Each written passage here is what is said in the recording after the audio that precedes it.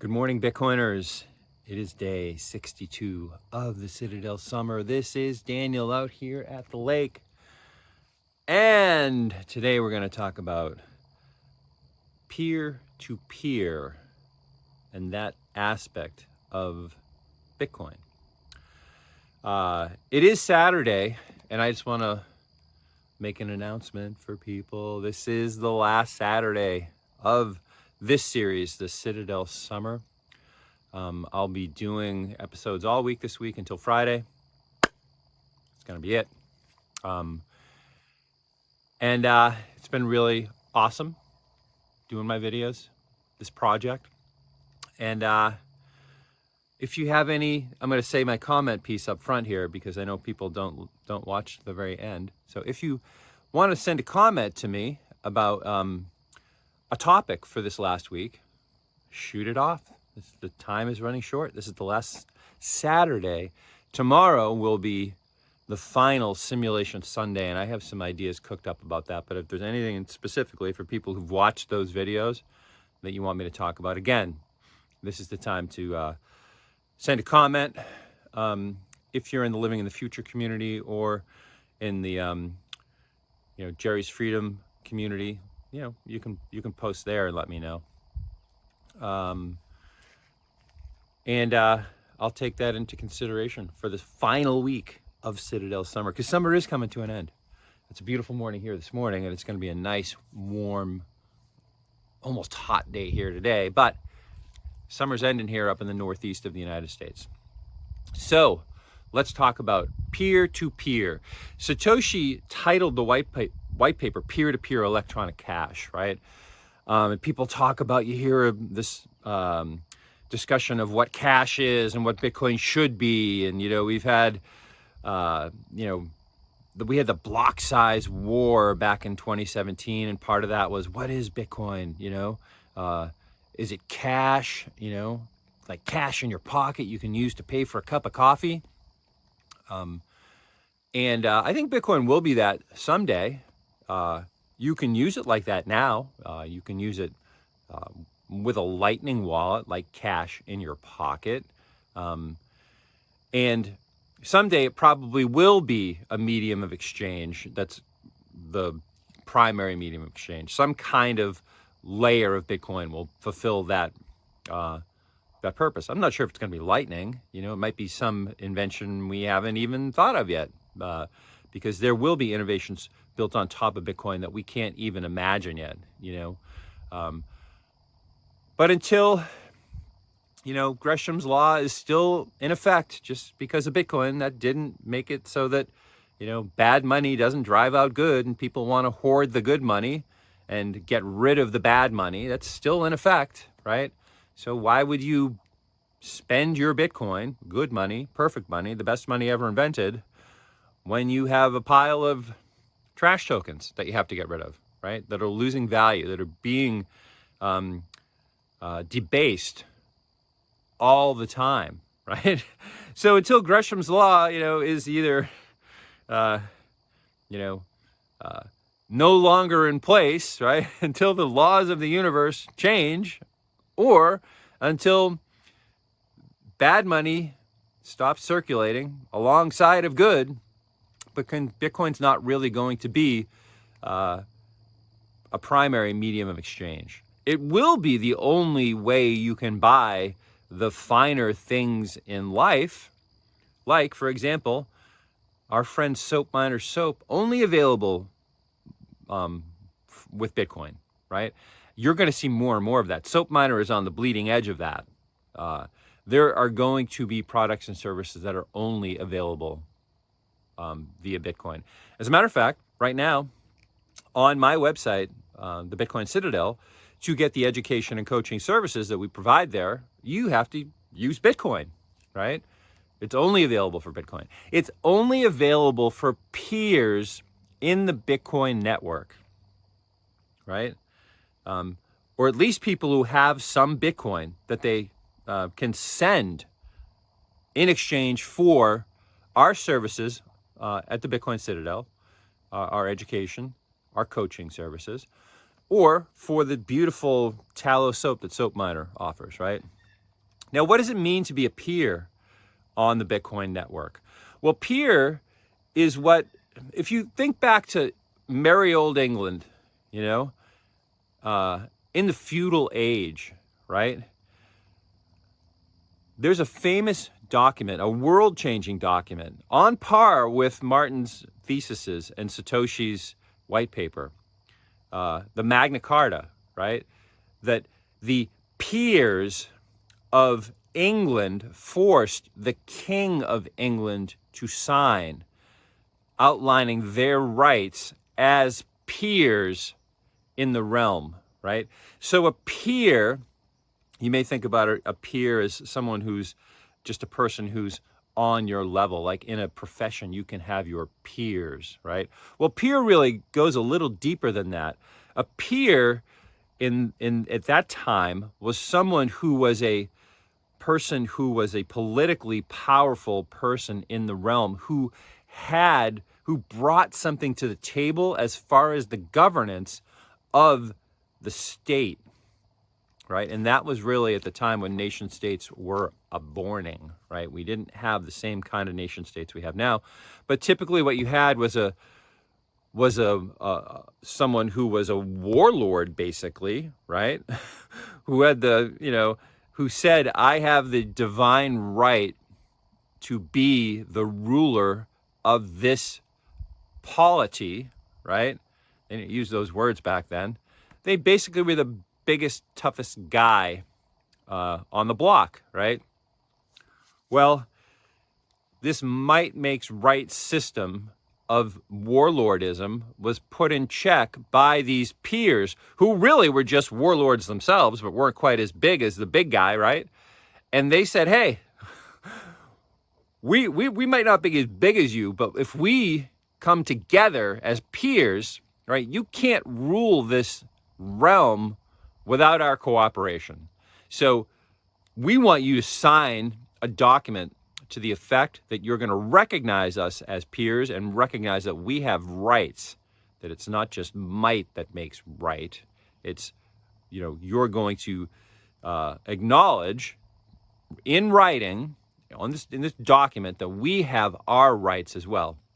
So they basically ganged up together and said, hey, big kahuna, you got to recognize us or we're going to fuck you up and we're going to kick you out of this system. Sorry, kid show. And that's where the Magna Carta came from. And that's really was a big step toward where we are now. And that's when Balaji says, England was 10x Rome because, they had this document, Magna Carta, that formalized this peer-to-peer system, right? And America is 10x England because we came up with the Declaration of Independence and the Constitution, which decentralized things even more, right? And then he says Bitcoin is 10x the United States. And that's because it was still the king and violence, right? Proof of weapons that caused the King of England, the big warlord, to bow to the peers, the smaller warlords who banded together, right? It wasn't the personality of the peers that made the king bow, right, and sign the document. It was the kinetic energy, the power, the control over violence, the threat of violence, the proof of weapons, right, that forced that. Well, in Bitcoin, the whole scenario has changed. To be a peer in the Bitcoin network, you don't have to. We don't have to wrest the power from a central authority, right? Because the king was a central authority in those days, and these other folks, these peers of the realm, forced his hand, right? And this central authority brought them in and said, hey, he said, I'm still a central authority, but you guys are going to have some power, and I'll share some of that with you, but it's still my realm. You're just partners in it, right? So the peers got some of what they wanted, but not all. It's still a centralized system. Bitcoin is not centralized in that way. You can have 10,000 Bitcoin, and your vote on the network is no more isn't worth any more than someone who has 1 Bitcoin, right? You don't even have to have any Bitcoin to run a node. You could run a node without even being having any stake in the network at all as far as owning Bitcoin, right? To be a true peer in this decentralized network, because that's what Bitcoin is, a peer-to-peer network in the same sense. And I got this from Nolan Bowerly, one of my favorite Bitcoiners. This is his idea, but it really resonated with me, and I'm going to communicate it with you, is that people who own Bitcoin, and remember, Bitcoin is a different kind of property than almost anything else you can own. Bitcoin, you have a loyal title to your Bitcoin. No one can take it away from you. There's no state that's going to force you to license it and to pay taxes on it, right? And all of the things, like when you own a property in the United States of America Corporation, right? You don't really own that property because the state can seize it from you through eminent domain. They tax you on it, right? They do. They force you to have papers that say this is my property, right? They force you to acknowledge the sovereignty of the state. You own the property in as far as you have the documents and you pay the taxes, right? And you pay the bank, right, to own that property. Bitcoin's not like that. Bitcoin, you have the key to that Bitcoin, and that's your Bitcoin. No one can tell you anything else about it, right? So it's a different kind of property. It's a property that you have a loyal title to. That's yours, and no one can say any different, which is why all these schemes about, DEI Bitcoin that Europe had, for example, they're going to mark your Bitcoin. Oh my goodness, my Bitcoin's not as good as someone else's Bitcoin because some fat guy in Germany told me it wasn't. People will go, I'm already laughing about that, as you can see, but everyone's going to be laughing about that. Probably not that in not the not too distant future when they really understand what Bitcoin is, right? So you want to have Bitcoin that you have a loyal title to, which is why this, EFT Bitcoin and the MicroStrategy Bitcoin and all these other non-custodial Bitcoin that Binance has on their exchange in your name, even River, even good exchanges, right? That's not your Bitcoin.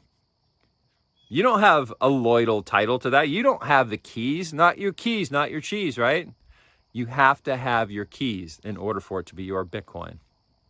To be a peer on the Bitcoin network, you have to have your own Bitcoin in self-custody.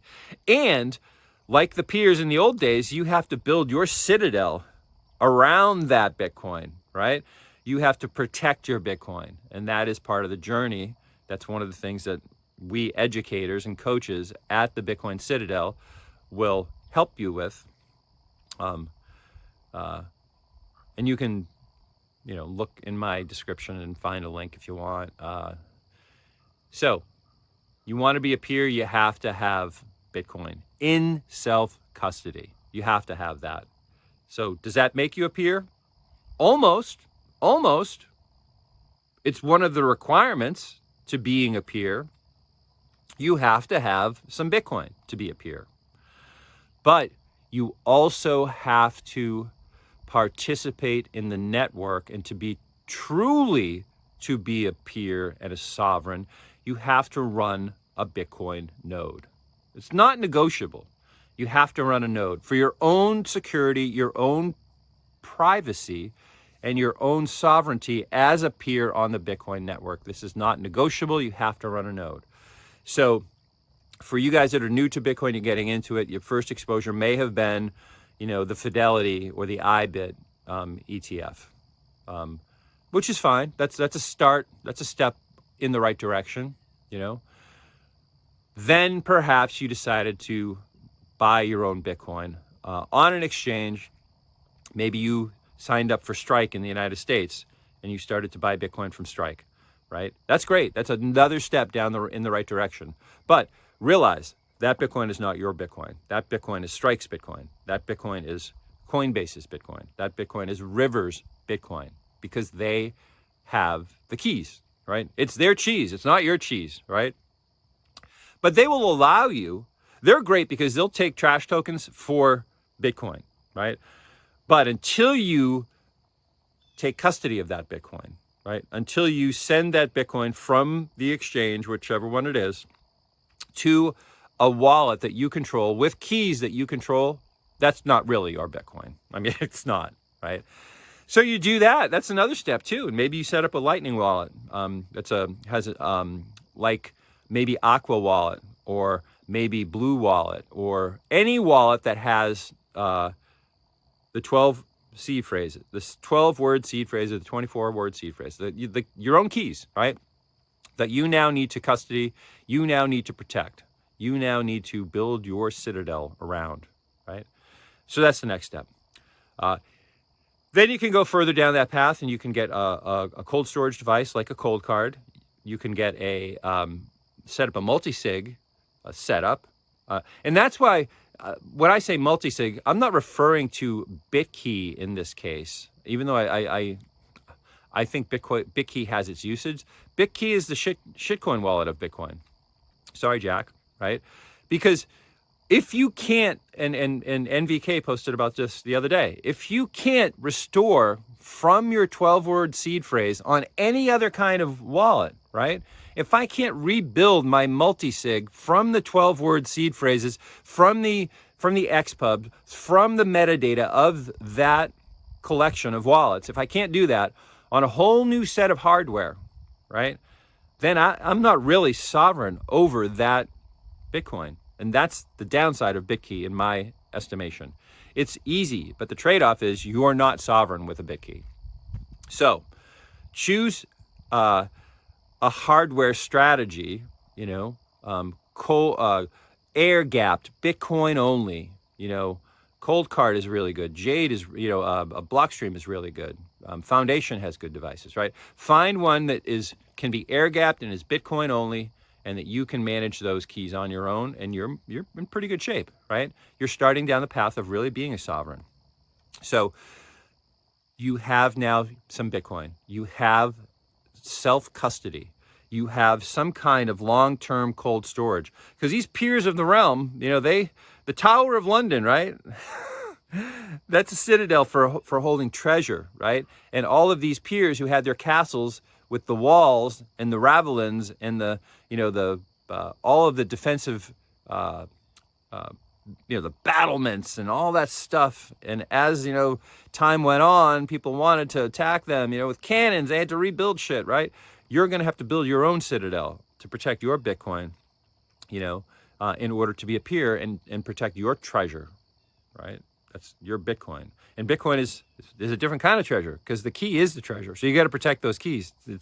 In some ways, it's super hard to steal your Bitcoin. In other ways, it's easy. You just get the key, it's yours. So protect your Bitcoin. And if you want to be truly sovereign, you don't just have to have Bitcoin in your own custody. That is a step. It is a requirement. But you have to be able to, you have to participate in the network. You have to have your own node. You have to be able to run any transaction you want, transmit it to the network, your own node, verify all transactions that come in, all new blocks, right? Have your own BitKey in self-custody and have your own node that you use to, first of all, verify all blocks and all transactions on the network, and also keep your own transactions when you make them on the Bitcoin Layer 1 network. Make those transactions as private, right, as possible to take as much control over those transactions as you can. Now, once you've reached that point, when you have your own node, right, and you have your own Bitcoin, then it starts to get really interesting, and you become a peer on the Bitcoin network. No one had to grant you a title. Count BTC is a peer on the Bitcoin network, and he actually, calls himself Count BTC for many reasons. But one of the reasons he dubbed himself Count BTC is no one had to grant him that title. He seized that title by, getting his hands on Bitcoin, becoming a self-sovereign by custodying that Bitcoin. And I'm sure, Count BTC has a way of privately interacting with the peer-to-peer Bitcoin network through his own node, right? Any OG Bitcoiner has that. You don't stay in Bitcoin for multiple cycles and not understand that that's a requirement, right? That you have to be able to manage your own sovereignty as a peer in the network. So, if you're new to Bitcoin and you're just getting started, I talked the other day about, we Bitcoin peers should have an elevator pitch for people to, to become Bitcoiners or start that path, start that fool's journey with the first step, right? That energy and the optimism of the Bitcoin network. But as you go through that journey, from fool to magician, one of the steps that you need to take as a Bitcoin wizard, as a peer on the network, is to get your shit together as far as cold storage is concerned, and as far as running your own node and being able to have Bitcoin Core, Electrum, which is just an index for Bitcoin Core to make it run, for better access to the network. It's an index. It makes your Bitcoin transactions run faster.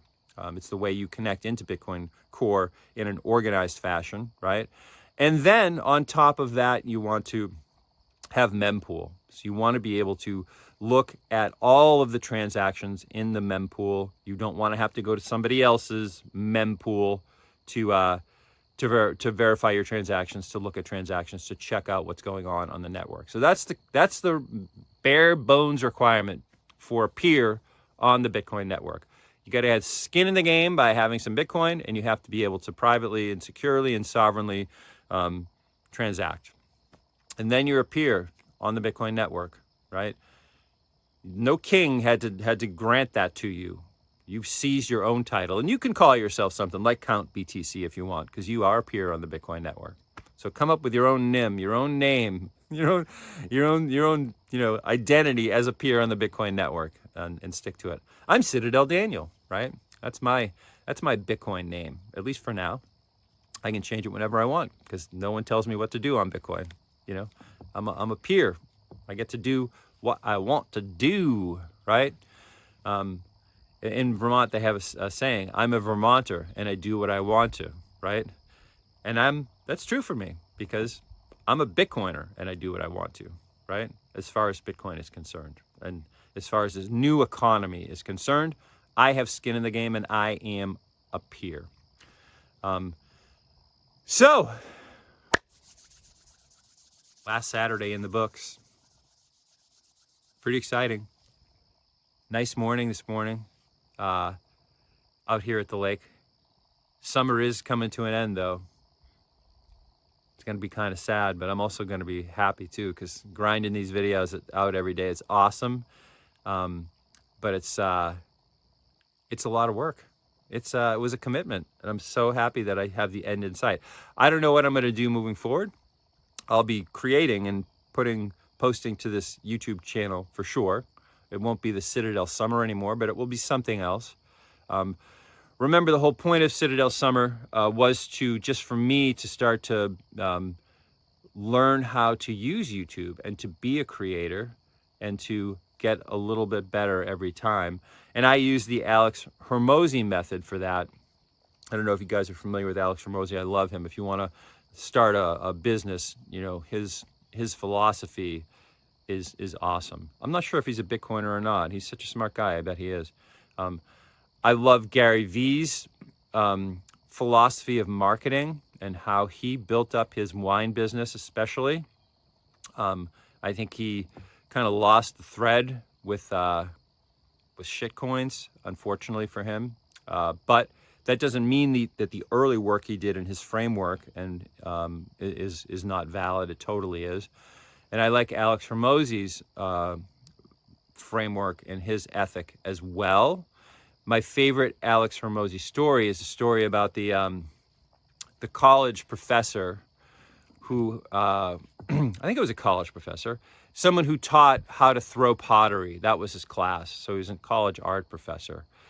And he had 2 classes, and one of the classes, the assignment for the semester was, I want you to submit by the end of the semester, after you've taken my class and gone to all the lectures and, learned all you can, all I have to teach you about throwing pottery. I want you to make a perfect pot, and I want you to submit that, and the whole grade for the entire class will be based on the quality of that pot, right? And he had another class where he had a completely different way of calculating the grade for the class. And he said, I want you to make as many pots as possible. And the grade that you're going to get for the class is strictly tied to the number of pots that you produce and submit to me by the end of the semester, right? So 2 different groups, 2 different strategies, 2 different systems for grading the students. And by far, wasn't even close, right? The people in the class that made as many pots as possible and submitted them had better pots, right? So they weren't trying for quality, they were trying for quantity, but they were putting the work in over and over and over again to make the pots, and just by grinding away and throwing pot after pot and, firing it and I don't know, I can't remember what you call it when you paint a pot, and you paint it and you fire it in a kiln. Their pots were so much better, right? By the end of the class, those people had become decent potters. They knew how to throw a good pot, and they presented like it didn't take long. I mean, the people who made one pot, their pot was like the pot that people in the other group had, produced within the first week of the class, right? So that's why, that story resonated with me. So that's why every day I get out here and I stand here on the edge of this lake and I talk about Bitcoin. That was my challenge to myself. And to see how much better, if they are better, the videos are at the end of the experiment, at the end of Citadel Summer, which is going to come Friday of this week. That'll be the last episode, as opposed to the beginning. And if you've watched my channel, even if you haven't watched it yet, if this is the first time, welcome. Look at some of the videos at the very beginning and compare them to the videos this week at the end.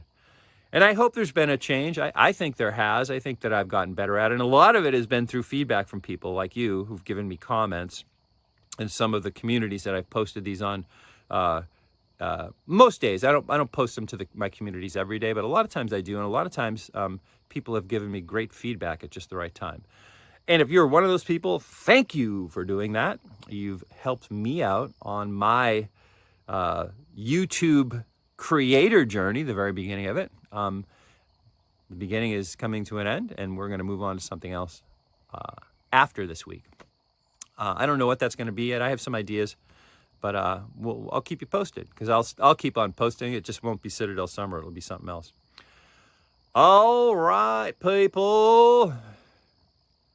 I will talk to you again tomorrow, though, because Citadel Summer's not over. We're in the last week. We're building toward a climax, toward the end, and that'll be next Friday. Anyway, peace.